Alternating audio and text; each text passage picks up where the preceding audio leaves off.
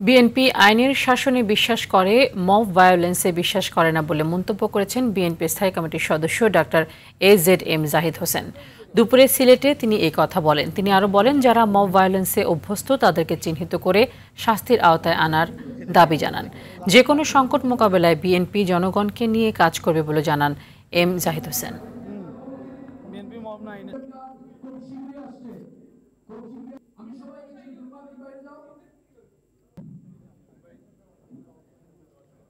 BNP আইনের শাসনে বিশ্বাস করে, বিএনপি মব ভায়োলেন্সে বিশ্বাস করে না।